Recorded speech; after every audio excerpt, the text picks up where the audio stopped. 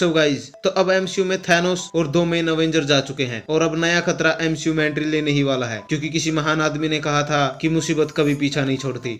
मुसीबत कभी पीछा नहीं छोड़ती। मार्वल अब इस मुसीबत को कॉमिक्स के पन्नों से निकालकर लाइव एक्शन मूवी में इंट्रोड्यूस करवाएगा और इसमें टॉप पर नाम है गैलेक्टर्स का। मार्वल एमसीयू के 2-3 फेज का मेन विलन गैलेक्टर्स को बना सकता है और इसीलिए आज हम इस वीडियो में गैलेक्टर्स की ओरिजिन स्टोरी और गैलेक्टर्स कैसे एमसीयू में एंट्री ले सकते हैं इस पर डिस्कस करेंगे। तो चलिए देखते हैं।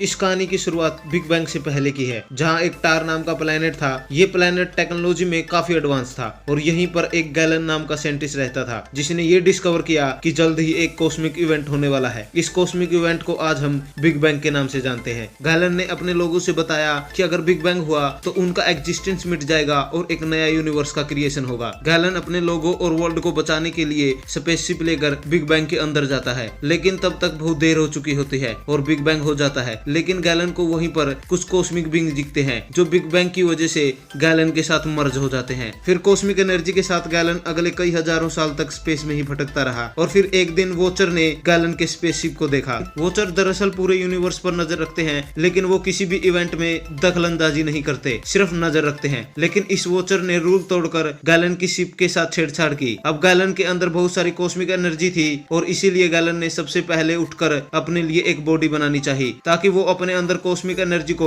कंट्रोल कर सके। और फिर अगले कई सालों तक गैलन अपने लिए एक परफेक्ट बॉडी बनाता रहा। फिर एक दिन आर्कोपिया नाम के एक प्लेनेट की आर्मी ने गैलन के शिप को खतरा मानकर उस पर हमला कर दिया और फिर गैलन शिप से बाहर अपनी फाइनल फॉर्म में आया। उसने आर्कोपिया प्लेनेट की सारी एनर्जी को अपने अंदर खींच लिया, जिससे आर्कोपिया डिस्ट्रॉय हो गया और यहीं से गैलन बना गैलेक्टर्स। और इस इवेंट से गैलेक्टर्स को एहसास हुआ कि अगर उसे इमॉर्टल रहना है तो उसे ऐसी ही और एनर्जी चाहिए और फिर गैलेक्टर एक एक कर बहुत सारे प्लेनेट को डिस्ट्रॉय करता गया। आगे जाकर गैलेक्टर्स ने अपनी पावर से एक एडवांस प्लेनेट भी क्रिएट किया और उसको नाम दिया टार 2। उसके बाद भी गैलेक्टर प्लैनेट्स की एनर्जी ऑब्जॉर्ब करके उन्हें डिस्ट्रॉय करता रहा और एक दिन ऐसे ही गैलेक्टर जेनेला प्लेनेट पर पहुंचता है, जहां उसे नोरीलैंड मिलता है, जिसने उसे बताया कि उसे उन प्लेनेट की एनर्जी लेनी चाहिए जहां कोई नहीं रहता। तब गैलेक्टर कहता है कि वो इतने ब्रह्मांड में ऐसे प्लेनेट नहीं ढूंढ सकता। उसके बाद नोरीलैंड गैलेक्टर्स को बताता है कि अगर वो उसके प्लेनेट को छोड़ दे तो उसके लिए वो प्लेनेट खोज सकता है और गैलेक्टर मान जाता है। नोरीलैंड का काम आसान करने के लिए गैलेक्टर उसे अपनी पावर से सिल्वर सर्फर बना देता है। फिर कई सालों तक सिल्वर सर्फर गैलेक्टर्स के लिए प्लेनेट खोजता रहा और एक दिन फिर क्विक सिल्वर अर्थ पर पहुंचता है और गैलेक्टर्स को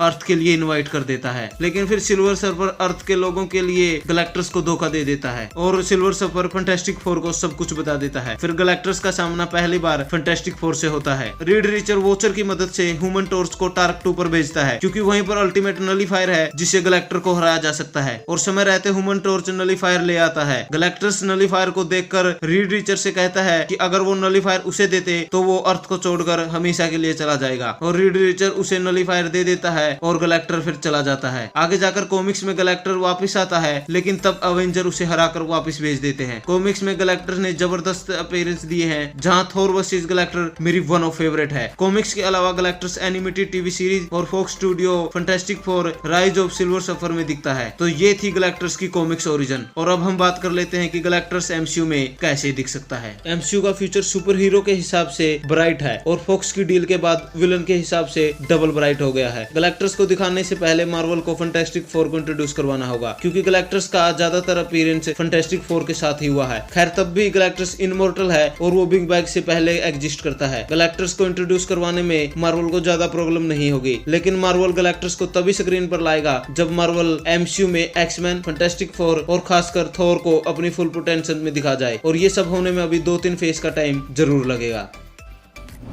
तो गाइस ये वीडियो थी गैलेक्टर्स की ओरिजिन स्टोरी और वो एमसीयू में कैसे दिख सकता है। मैं एमसीयू में थोर वर्सेस गैलेक्टर्स की फाइट जरूर देखना चाहूंगा। आप हमें कमेंट में बताएं कि आप एमसीयू में गैलेक्टर्स को किसके साथ फाइट करते हुए और कब देखना चाहते हैं। साथ ही अगर आपको ये वीडियो पसंद आई तो वीडियो को लाइक और शेयर जरूर करें और इसी तरह के सुपर कंटेंट के लिए हमारे चैनल को जरूर सब्सक्राइब करें। Thank you guys, this is Vicky Seemar and you watching the Vicky सीमार।